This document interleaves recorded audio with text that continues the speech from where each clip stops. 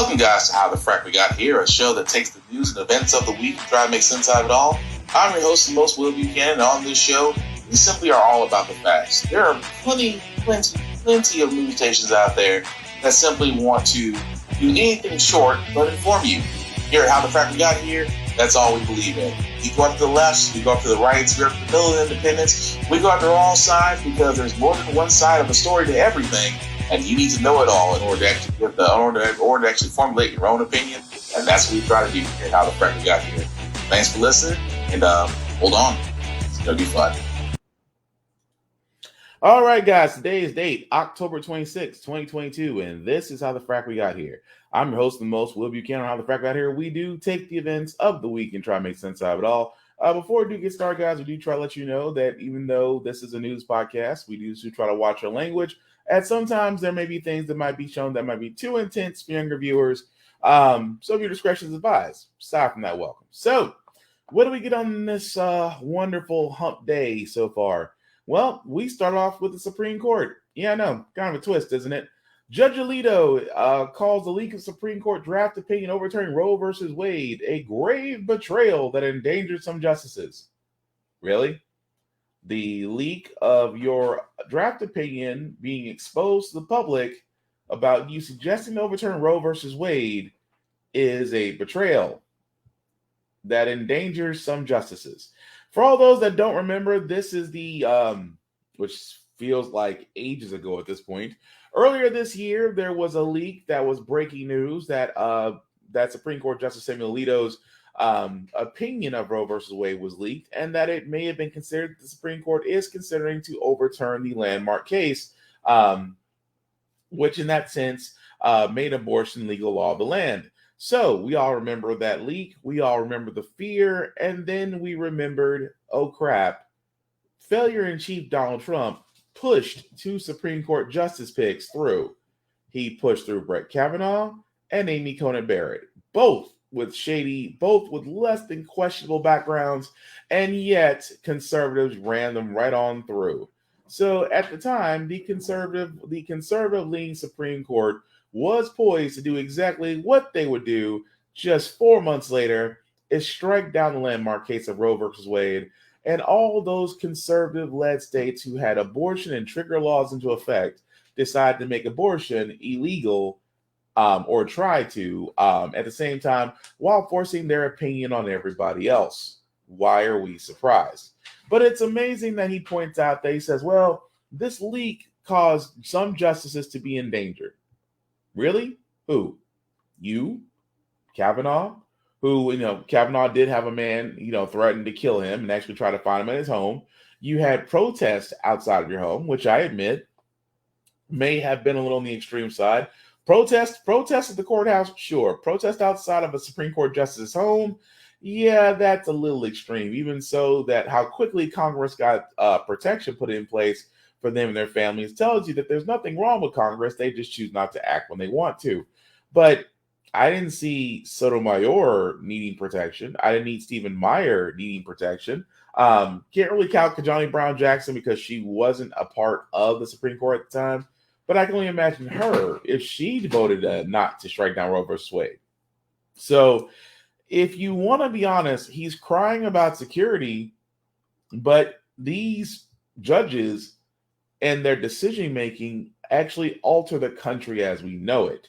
So it amazes me so that these men and one woman saw no problem telling many of American women that your bodies do not matter, that your body is not your choice, and that abortion, we simply don't believe in it because for a lot of us, they believe that an unborn child deserves a voice, no matter how you look at it. But instead of just respecting everybody's way of life, they decide that they're going to make their way the law of the land. And now you have a Supreme Court justice who's saying that, well, that leak should never happen. I can only imagine, okay, let's say the leak never came out.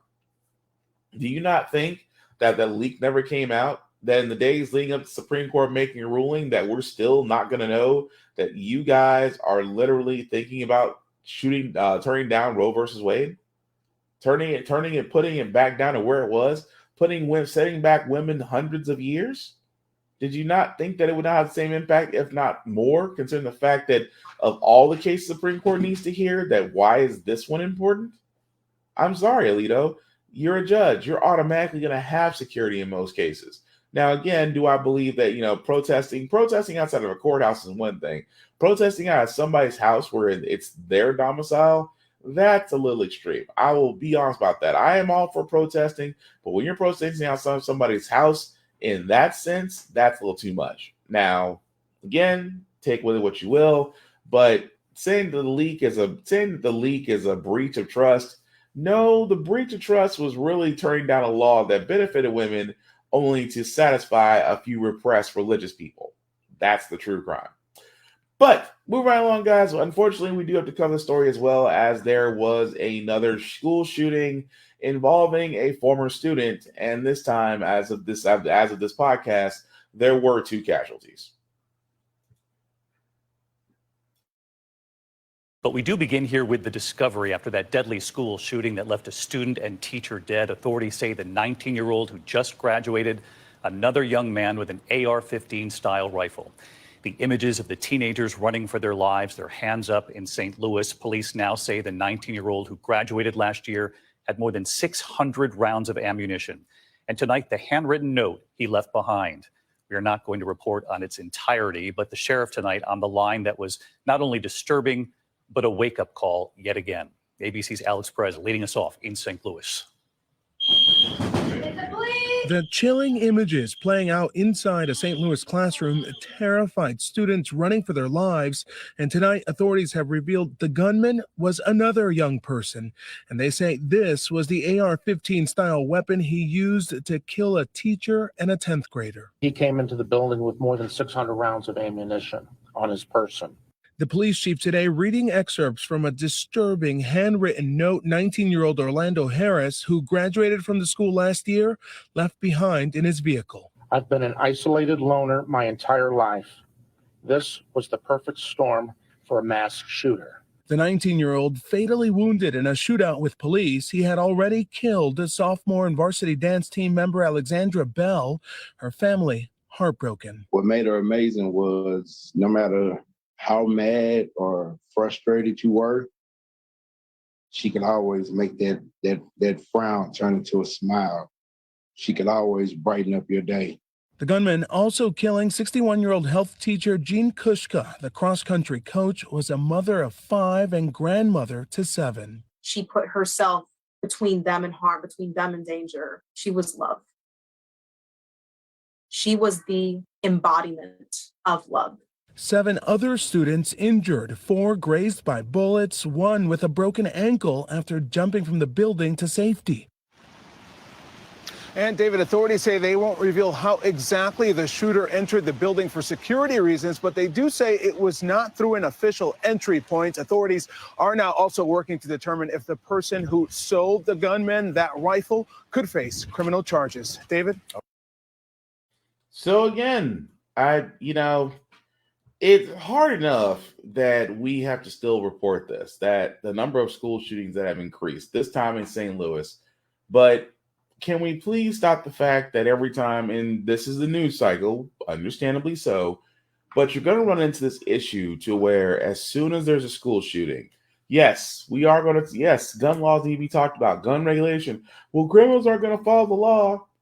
That's usually the go-to response. Criminals don't follow laws. Here's the problem with the most recent school shootings that we've had. None of these weapons were illegally purchased weapons. None of them. They were all legal. I guarantee, as we look more into the St. Louis shooter, he himself will have purchased a gun, will have purchased his handgun, will purchase his firearm, this AR-style rifle. I guarantee it would have been legally purchased. The fact that he had 600 rounds of ammunition, again, I am all, like I said, I get the whole thing of stocking ammunition. I get it to a certain extent. And I say certain extent because unless you're an avid shooter or you're in competition or all the above, I don't see any reason to stock up that much ammo. 600 rounds of ammo and you're not falling under certain conditions, to me, should be a red flag. Even more so, this is why I keep saying the entire time, we need to be more vigilant about how, number one, these weapons are put out, number two, the people that are being sold these weapons, and number three, how they're being regulated. Again, red flag laws can stop a lot. Raising the age can stop a lot. Actually, if the person involved runs any type of trouble with the law, that a mental health screening is needed, or a psychological leave, or a psych eval is needed, because we really need to take a look at how people are getting a hold of firearms this easily. Firearms and ammo. And again, this was in St. Louis. 2 lives were lost. And yet we're still asking the same question, what are we doing? Because if you have guys not noticed, yes, we do have a gun law in place that was signed by Biden about a month ago, but that does more to soothe conservatives than actually stop crime. Because again, universal background checks need to be needed. Private sales, I've said this before, private sales need to be handled differently. How we do gun and knife, because that's commercial sales. Commercial sales, like gun, knife, trade shows, don't do background checks. And I have yet for anybody to call me out on that. I'm from Tennessee, the literal home of gun and knife and trade shows that are done down here.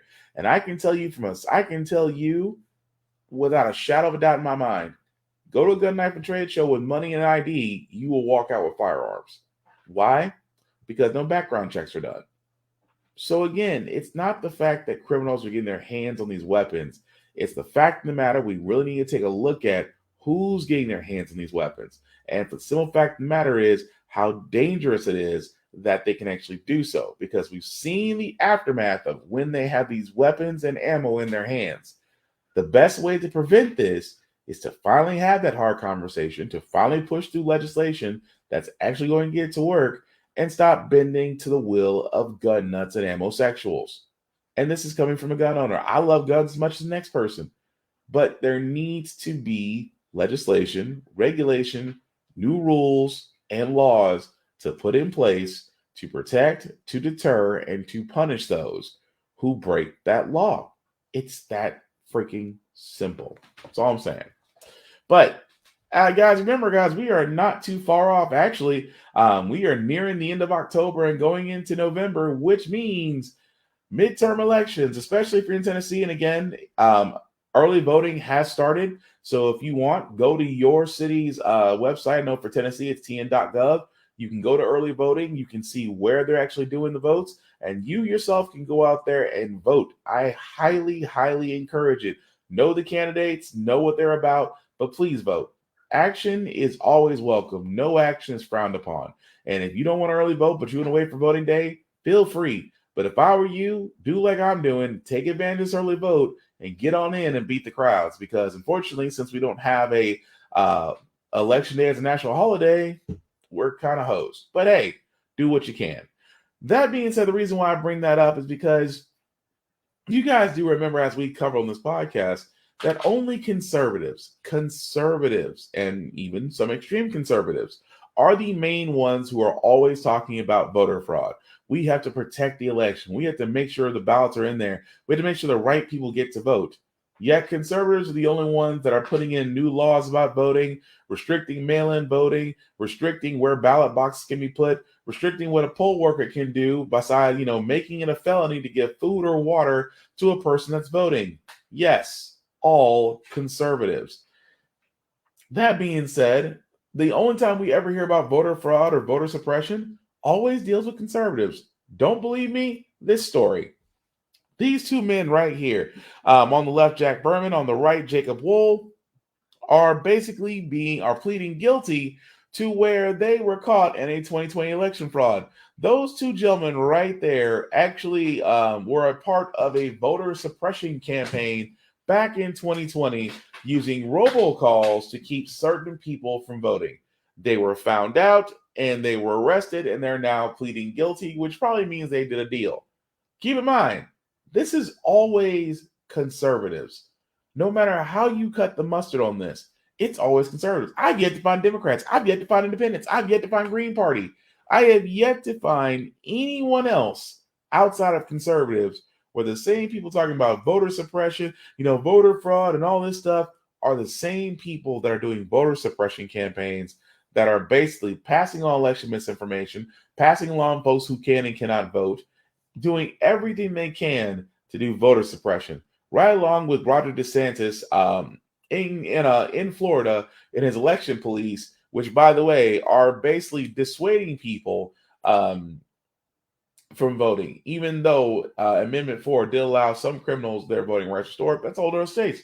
But we just saw two people who are now being indicted for election fraud.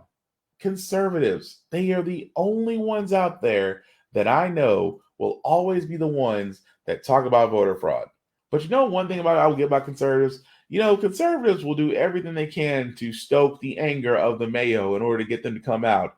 Even more so is what current Arizona GOP candidate does, which, again, how they stoke the fire, and reality, they're just like oil and water. They don't mix. Just listen to the story. Gosh, you guys turned out today.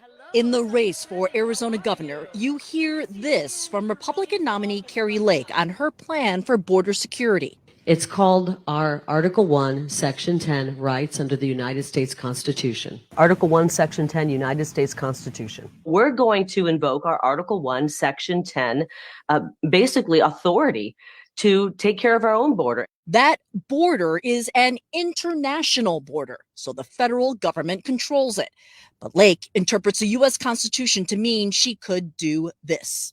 As governor, I will issue a declaration of invasion, finish President Trump's wall, blow up the cartel's drug tunnels and surveillance drones, and deploy the Arizona National Guard to stop illegals from entering.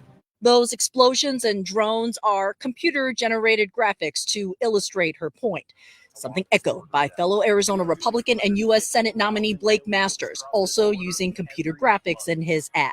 This is an invasion. We know what to do. We need to finish Trump's wall. Arizona State University law professor Angela Banks says the reason these nominees specifically use the word invasion, by declaring that there has been an invasion, they believe that they would be able to exercise the federal powers that are articulated in Article 1, Section 10. However, the only specific power there that would be relevant for states to engage in would be the power to engage in war. A minor detail that Lake skips on the campaign trail. If you've been following me for even 1 second, you know that I'm going to declare an invasion on day 1, hour 1. I don't care if we have to fight the federal government and the fake news every step of the way.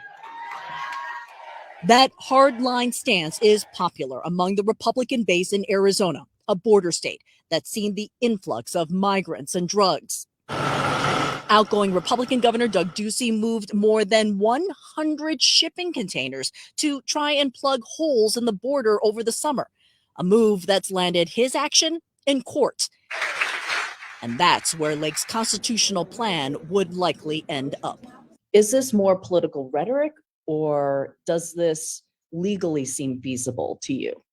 So I think this is a lot of political rhetoric. And so I think what we're seeing is an effort to turn that rhetoric that's been used in the public discourse into something legally meaningful. And I think that is where there are significant questions as to whether that will be successful.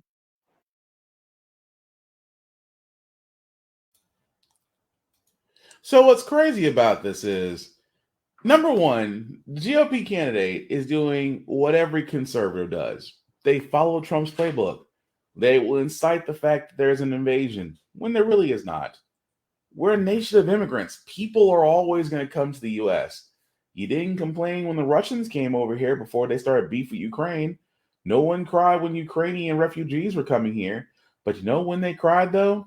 They cried when those from Mexico and the lower parts of South America started coming here, because it is the Mayo's fear that sometime down the road, those people, those ethnic groups are going to outnumber them. It's amazing for people. It's amazing for a group of select few of Mayo people, not all white people, but for a select few of the Mayo people, the fear has always been that as their numbers dwindle, the other numbers increase. And if the other numbers increase, that means things will change.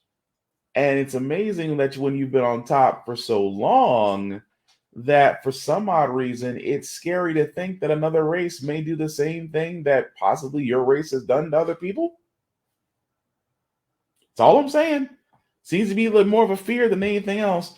But going back to that GOP candidate for 1 second, they do what they've always done. Trump has laid out the playbook, stoke their fears, invoke their anger. We're going to build a wall. I don't know why walls are important. The border wall is about as useful as a wet noodle. Why? Because immigrants are not just hopping borders. They're not pulling a narcos and going under tunnels. They're not, using the waterways and things of that nature. You know how most immigrants are getting here? Plane. Yeah, there's no border wall at the airport, I can tell you that much. But they're not jumping over the wall. And even though we've seen many YouTube videos out there show how ineffective this wall is, because folks have still been able to climb it and get over it and come right into the States. But it's amazing how so many people are so worried about immigrants, but at the same time, you don't want the jobs that they're doing. Amazing. But again, that's GOP candidates for you, because Trump has amassed this cult-like following, and they'll tap into it when it serves their benefits, because they did the same thing on January 6th. They did the same thing days before that.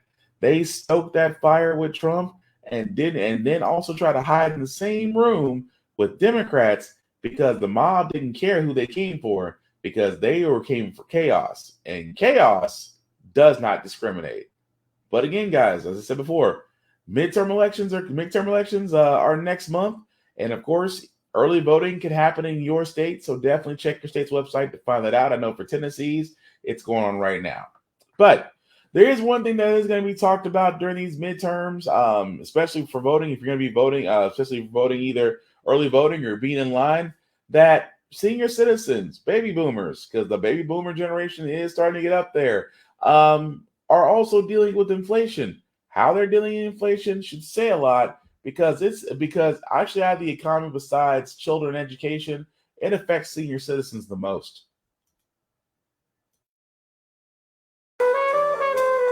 At the Senior Friendship Center in Sarasota, Florida, ask about inflation. You'll strike a chord with nearly everyone. I've seen it as an excuse for people to take advantage of other people. Nice hand. Around the bridge table, these retirees are feeling the squeeze. Everything is expensive. 81-year-old Catherine Janes turned to her son for financial help. It makes things a little easier. 79-year-old Ron Longhurst cut back on evening socializing. Your Barstool viewers may note that I'm taking maybe a week to two longer between haircuts. And 82-year-old Ann Smith cut down on her favorite simple pleasure, drinking soda. You're actually watching your Coca-Cola budget. Yeah, it's tripled. Seniors on a fixed income have been hit particularly hard by inflation, with September prices up 8.2% from a year ago. Even worse in areas like Tampa, Florida, where the housing market has exploded. Everything is going up except our income.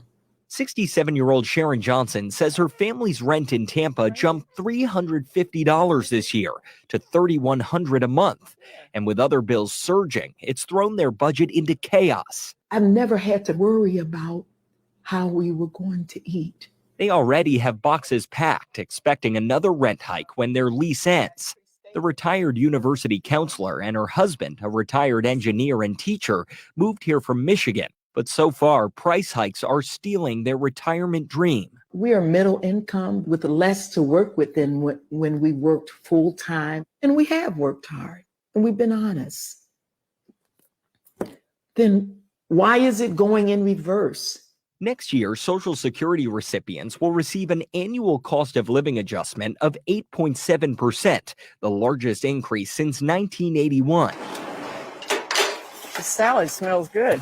But for now, seniors like Barb Smith have felt little relief. The 70-year-old volunteers at a free restaurant, a modern-day soup kitchen for the less fortunate. Thank you. But she's come to rely on the take-home meal she gets after her shift. I do have bills that have to be paid, and those have to be paid. And I have bought some groceries, but I ended up having to take it back because something else came up that was more important than what I bought. And sometimes I only eat one meal a day. So that meal means a lot. Yes. She works as a caretaker, living without family. She stopped buying puzzles, her favorite hobby. The strain from these price hikes is isolating. If it hasn't been for volunteering, I would probably be insane by now. The same concern brings this group to their card game. With tighter budgets, they're finding joy in things that don't get more expensive. When I go home on Thursdays, I'm a much happier person. And many seniors have seen. So let's think about this for a second. That's just senior citizens. Now, I admit there's going to be a bunch of us out there who literally and figuratively. Quiet you. So there's going to be a lot of us out there who literally and figuratively will understand exactly where she's coming from, where they're coming from, I should say. Because again, it is amazing that inflation, everybody's saying the same keyword thing. Everything's going up but your paycheck. Everything's going up but pay. Nobody's talking about that. Nobody's talking about the profits that these corporations and companies are making. Nobody's talking about how the Pentagon is still getting budget increases. Nobody's talking about that Social Security may be adjusted, but it's not enough. And my personal favorite, nobody's talking about the fact that retirement just may not be feasible. I mean, the average salary in America can be adjusted, but if you think about, like, I use Tennessee as a prime example. The average income in Tennessee the average income for individual for a person in Tennessee could be anywhere from $34,000 to $65,000. That's the majority. Do you know that less than 20% make above $70,000? And as you get to the 80s, the 90s, the 100,000s and up, that number drastically reduces. What if I told you that less than 10% of Tennessee has a salary above 100K? Less than 10. That screams volumes. And again, the question isn't being asked what more is being done. Everything's going up, but yet when it comes to pay, prices can go up. Corporations and companies, grocery stores, gas stations, electronics, things of that nature. People have to find more and more ways to stretch the same dollar that they're making.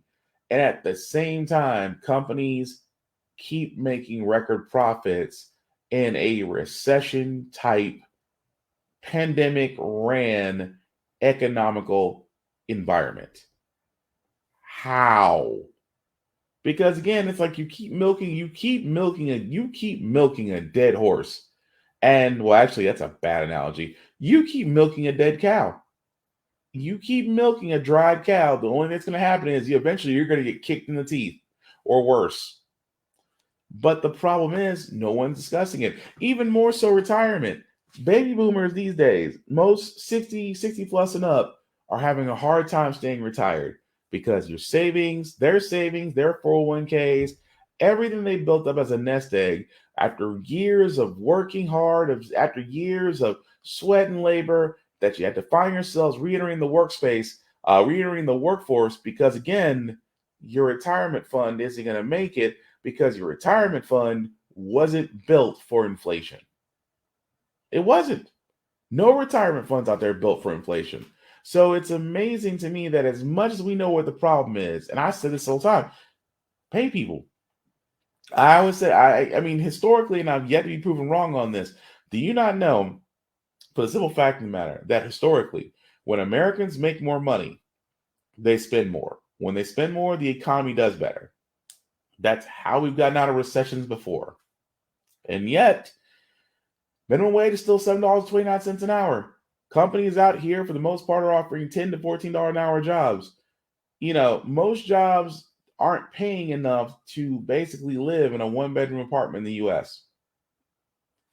We know the problem, and yet the solution is simple. And I asked Congress, and if I had the chance to ask Congress, specifically President Biden himself, I'd ask it. Why is it so hard to get American people the same help that banks, CEOs, corporations, and other rich people are able to get from Congress easily? But yet, when you want our votes, we have your full attention. Just saying. But there's also another story that we have, unfortunately, of another traffic routine, another traffic stop in which I don't get law enforcement sometimes, because if you know the law where you're at, then expect us to know the law. Because I keep saying this all the time, when you guys are dealing with law enforcement in the city and your state, learn the laws. Why? Number one, officers are expecting you to be ignorant. Some officers are expecting to be intimidating, flash their badge, use their voice, show whatever intimidation they can to get you to comply. Now, if you're in a show me state, which means which means you have to show your identification, of course, show your ID. There's nothing about it. But what if you're in a state that doesn't require that? And yet, as you point this out to the officers, they choose to be, well, officers who shouldn't be on the job. Unfortunately, it happened with this black woman. Please stop. Can y'all stop? Okay. Like, what are you doing? You got our seatbelt? Yeah. Please stop. Stop. Please let go of me. Stop resisting. Please, I'm not you got me. Yeah, you are. You got me. Okay, all right. What are you doing? Ma'am, okay, don't drag me out. Then get out of the car. I will if you will release my arm. Get out of the car. If you will release my arm, I will. If you will release my arm, I will. Because you're grabbing my arm very tightly. Okay. You're grabbing my arm very tightly. Let me go. Okay. And I'll step back. Don't start. Okay. Okay, it sure is. Okay. And you're not getting it because I know I haven't did anything wrong. Okay. How many times have I asked you? Please let go of me. Stop, what are you doing? Right. Let go of me. Let go of me. Let go. And it pretty much cuts off there. So, what really happened with that story? That was actually in Fayetteville, North Carolina, where a 22-year-old black woman was said that officers assaulted her and handcuffed her literally last September. She was working for a property manager at the time and was taking pictures of the property that she was assigned to take a look at. That recently got a citation from the city about illegally dumping furniture and trash at the site, so she was taking pictures just for her boss. Basically, officers saw her, and one officer asked her to provide identification. She declined. Again, as she said, North Carolina is not a stop and identify state, meaning that she was not legally obligated to provide her ID if she has not committed or been suspected of a crime. This is why I keep telling you guys, unless the officer detains you, you don't have to give up spit. But I also sit there and say that you do need to learn the laws in your land. Learn the laws in your city and town. That's why whenever I'm talking to an officer and they try to do this mess with me, fishing for information, trying to get me to say things or trying to get me to justify the reason why they had no reason to stop me at all, I always say, officer, am I being detained? Am I? Because I want him to do it. Because officers, you have to tell you, yes, you are being detained. Now, if you are being detained at that point, you do have to comply. You do have to give your ID. They have to go through their process. After they say yes, you're like, okay, go ahead and, run your procedure. If they say no, you're not being detained, we're just having a conversation, you can leave. I've done that many a times. When I said, officer, am I being detained? No, you're not being detained. Okay, cool. Peace be with you. I've had officers there and say, yes, you're being detained. And I say, okay, cool. Get my wallet out, have my ID and stuff ready, go through all the rigmarole. And when they find out that oh, well, you just fit the description. Cool. Well, I want some badge numbers and I want your superior officer. I will go that route. But in this case with her, that again, North Carolina is not a stop and identify state. She did not have to do anything because she wasn't detained. And again, the whole thing about it is she kept on saying, I don't have to give you my ID. Now, of course, at the time of the video when it was recording, basically that was from her side. And officers always try to imply force. See, this is why I sit there and say, when it comes to officers, officers really and truly need to understand. Number one, just because you have a gun and a badge and backup doesn't mean you can sit there and just intimidate people. That tells me that's lazy police work. Number two, officers could de-escalate the entire situation. They could have sat there and said, okay, well, we're getting reports out here of such and such. That's the reason we're out here. If you could just, if you could just please give us your name, we'll detain you, but, you're being detained. You can remain in your car, but we do require ID. Explain. In my profession, what I do for a living, I have to explain. I explain thoroughly so the other person gets it. I explain thoroughly to de-escalate situations. I explain thoroughly so everybody's on the same page.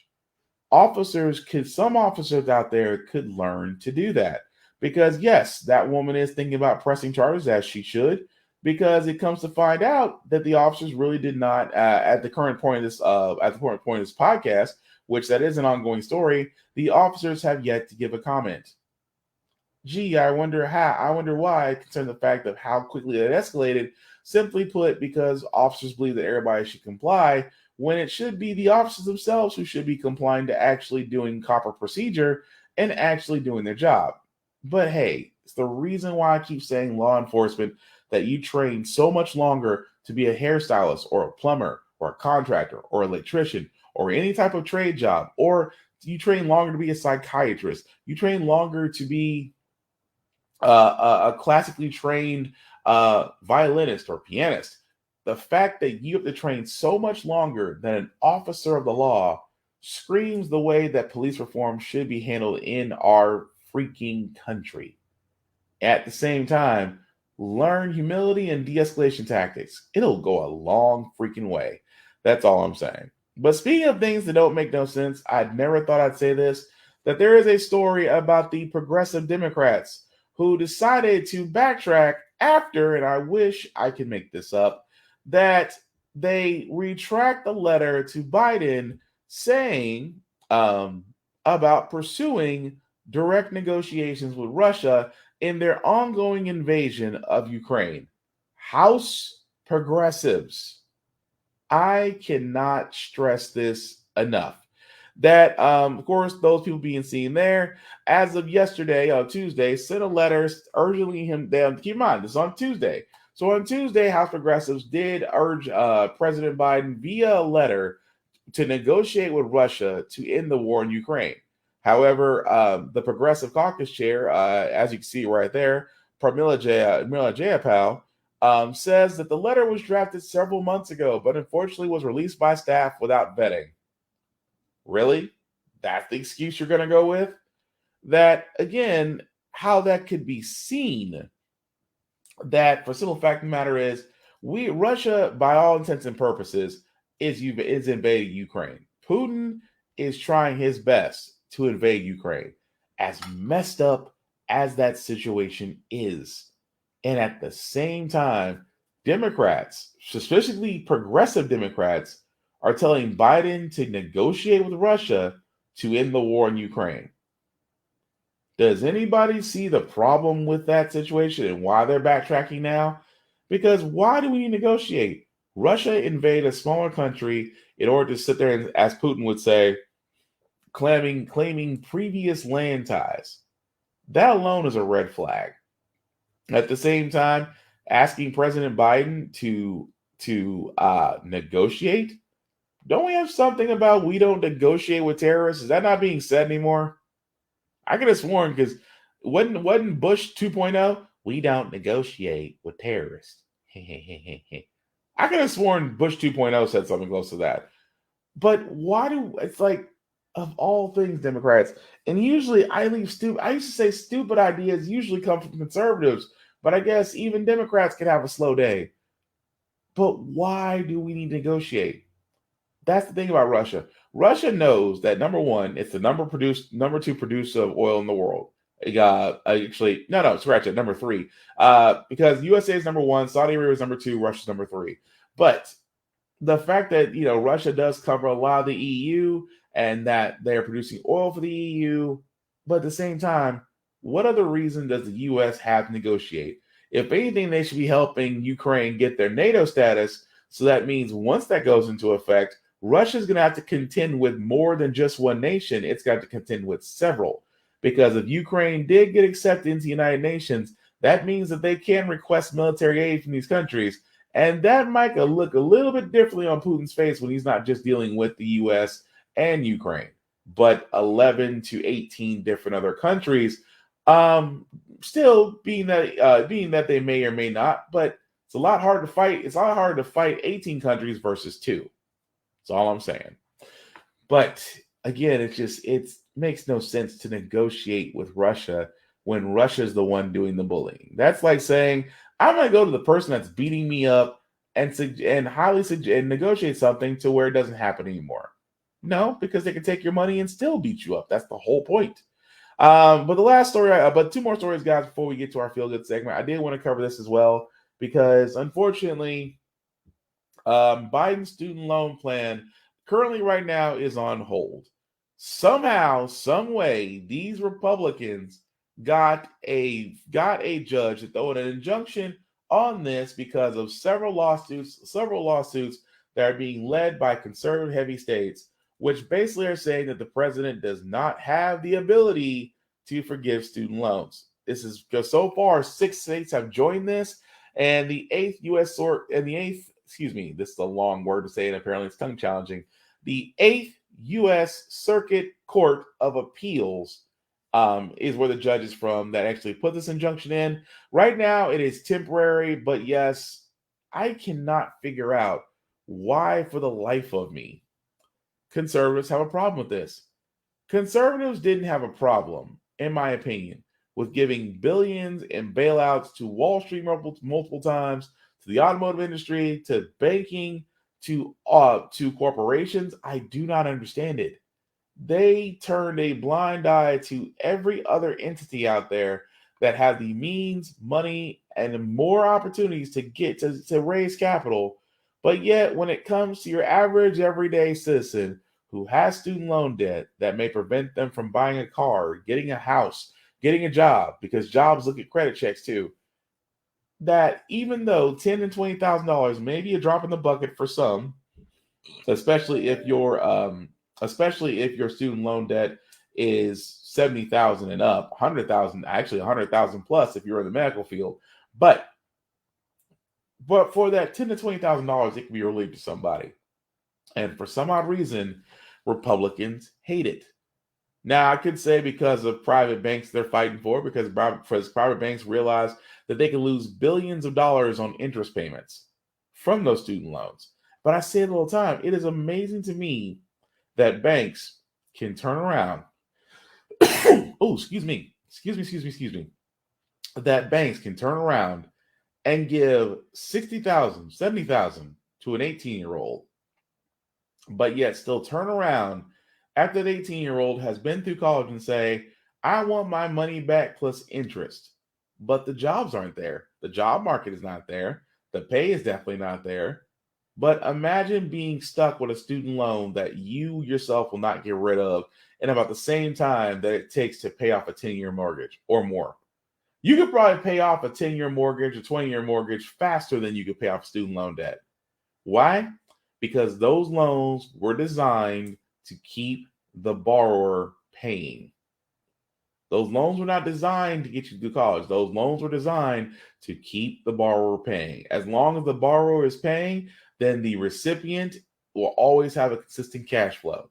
And like I said, it's almost the reason why you see more apartments than homes now, because what's more profitable? Having a whole bunch of renters who have no choice but to rent, which means consistent income every month, or to have homeowners who will put down a down payment but will work like hell to bust their ass for 10 to 20 years to pay off their house, say they own it, and then that revenue stream is gone. Again, loans, just like some places, are designed to keep you eternally paying out individuals. That's the problem.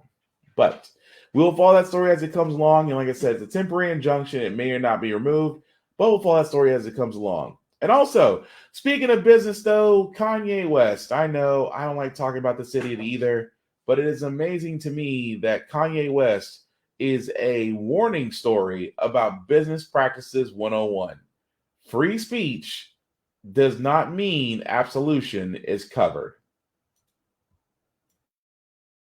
Tonight, Kanye West's fashion empire crumbling. Sports giant Adidas severing ties with Ye. Determination comes after mounting pressure since Ye's tirade of anti-Semitic remarks in interviews and on social media. I could say anti-Semitic things and Adidas can't drop me. Now what? Now what? His ongoing comments sparked immense public backlash, with Twitter and Instagram suspending his accounts and prominent Jewish organizations condemning his statements. After an anti-Semitic hate group hung a banner over a Los Angeles freeway saying Kanye is right, the pressure grew. An Adidas employee even calling out the company after weeks of inaction, with Director of Trade Marketing Sarah Kamai writing on Monday, "It's been 14 days since Kanye started spewing anti-Semitic rhetoric, and Adidas has remained quiet, both internally to employees as well as externally to our customers." Adidas addressing the termination and business impact, releasing this statement early Tuesday morning, saying Ye's comments have been, quote, unacceptable, hateful, and dangerous, adding, after a thorough review, the company has taken the decision to terminate the partnership with Ye immediately in production of Yeezy branded products and stop all payments to Ye and his companies. The company also saying the termination could cost them $250 million just this year. You can see the stock's reaction down 4.1%. It ends a lucrative, nearly decade-long partnership, with Forbes saying the bombastic artist may no longer be able to call himself a billionaire. Clothing brand Gap will also immediately end production and sale of Yeezy-branded products, making the breakup official after Ye pulled out of the partnership last month. And it's not just stores pulling his products off shelves. Many people going to websites like YeezyGap.com only to find it redirecting to Gap's main page. And it's the exact same story with Adidas. Balenciaga also cutting ties, and talent agency CAA also will no longer represent him. It all comes on the heels of a string of controversial comments and actions from Ye. At Paris Fashion Week, he debuted a line of T-shirts with the words "White Lives Matter" boldly printed across the back. He explained that decision to Tucker Carlson. Why I wrote "White Lives Matter" on a shirt is because they do. After the interview, he tweeted that he was going to go, quote, DEFCON 3 on Jewish people. Ye then doubled down on Drink Champs podcast. This is my exact point that I'm making. Like, Jewish people have owned the Black voice. And dug deeper in an interview with Piers Morgan Uncensored. Are you sorry you said that? No. I think it matters. You should be. Absolutely not. So how are people feeling about his music and wearing Yeezys after all of this? Kanye made Adidas what it is.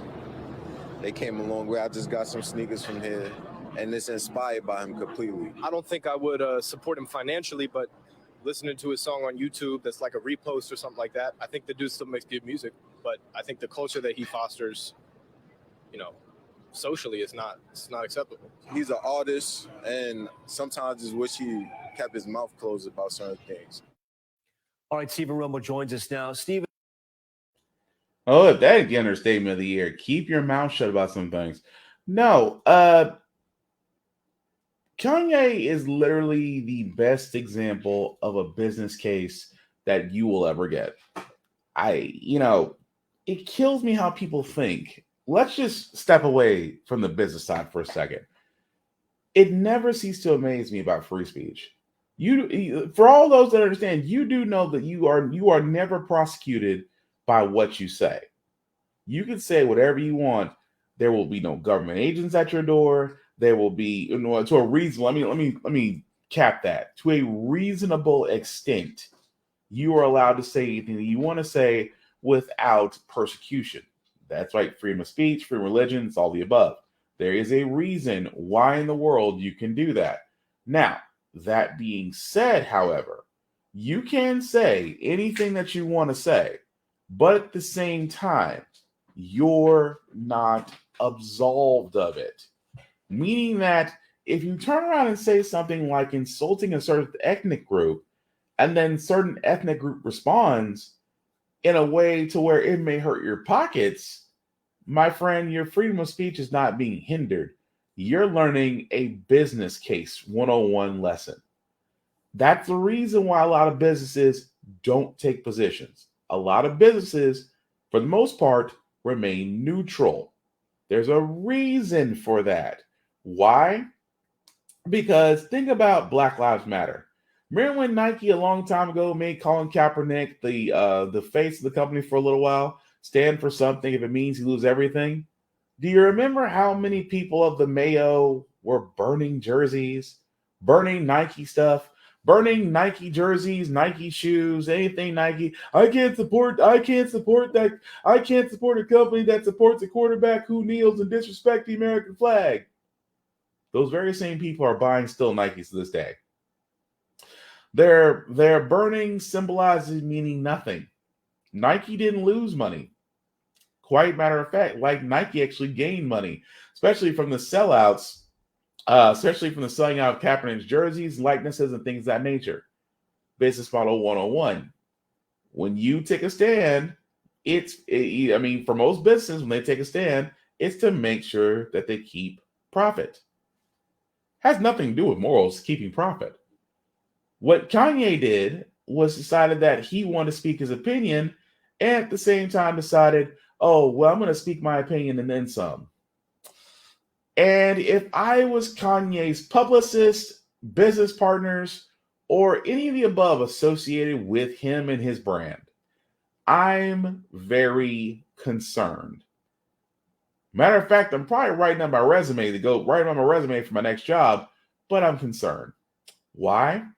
Because when you take shots, and I'm going to get very literal for a second, I actually might lose some people on this. When you take shots and say that a certain ethnic group is silencing you, you're going to put yourself under a microscope. Kanye is no stranger to that. For years, he has put himself under the microscope, into the spotlight. But now saying that Jewish individuals are blocking his voice and wondering why companies are now looking at him and going, you're nuclear, you're toxic. We can't be associated with you because if we're associated with you in the public eye perception, that means we're associated with you, which means that's going to hurt our bottom line. So we're going to cut ties with you.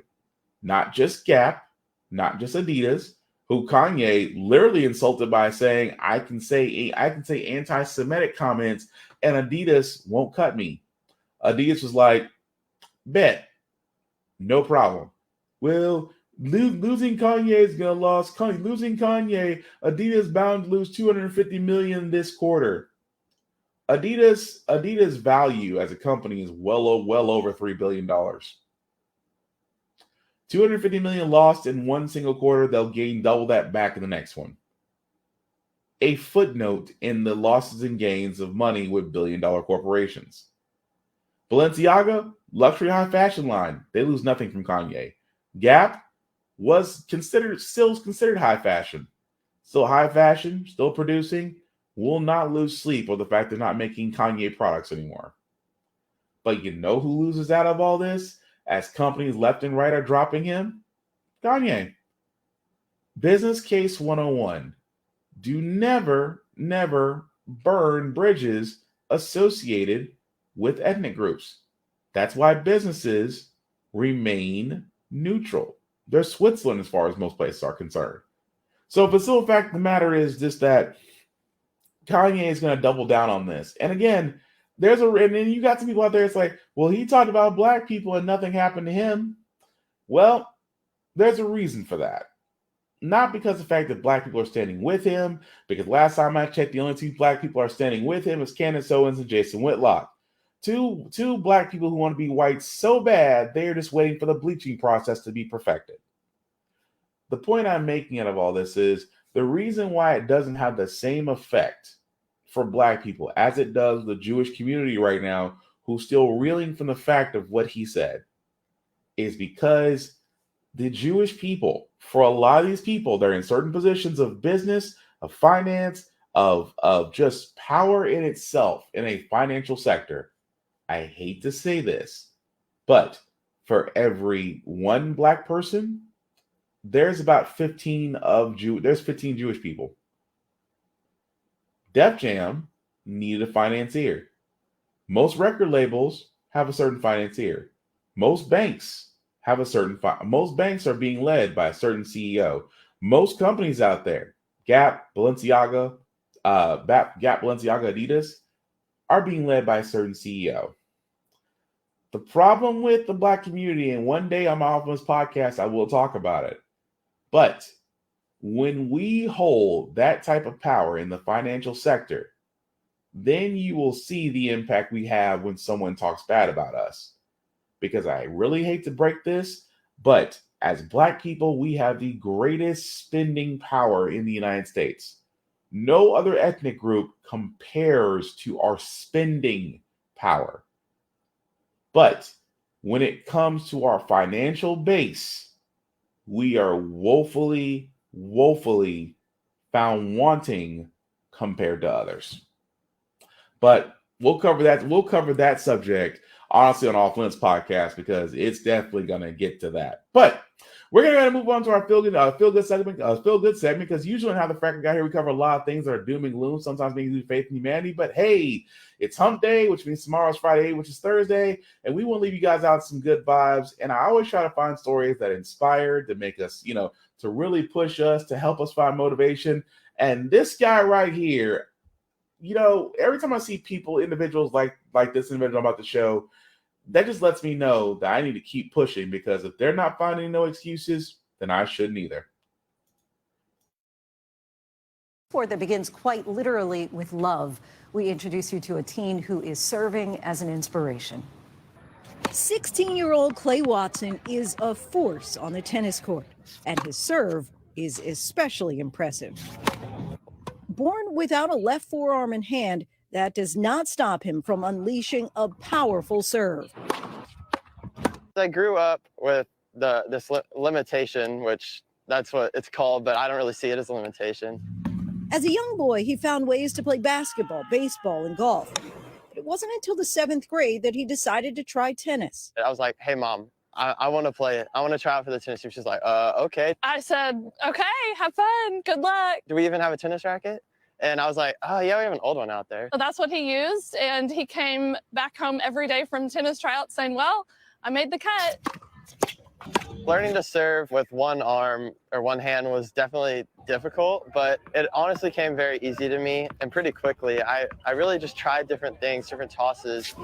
Now Clay is paying it forward, teaching tennis to 6-year-old Aubrey, who was born the same way. She didn't think she could play, and then she saw me, and she was like, oh, well, if he can do it, then I can do it. Clay hopes to inspire others as he lives his own life by this motto. There's always a way to figure those simple or difficult tasks out.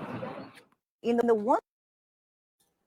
I thought that was pretty cool that man right there figured out how to make it work. Playing tennis with one arm, that's impressive as all get out. But again, tells me off the bat that I got no excuse, especially with the things that I want to do and the dreams I have. But again, just thought it was cool, inspiring young man. But that's going to do it for our podcast, guys. Before I do get out of here, I do want to say thank you for watching, for liking, for letting people know this is live. I certainly appreciate it. Before I do get out of here, some shameless plugging as usual. I do want to shout out to my buddy Vaughn at Big BZA Dot on all socials. Definitely check him out. As he usually does TikToks, and he is back to his beat making, so definitely check him out there. Of course, guys, on all socials, you can find me, BlackFox447. Like and follow me there, as I usually post a lot of things that I watch and play, especially gym stuff, because I do a couple push-ups.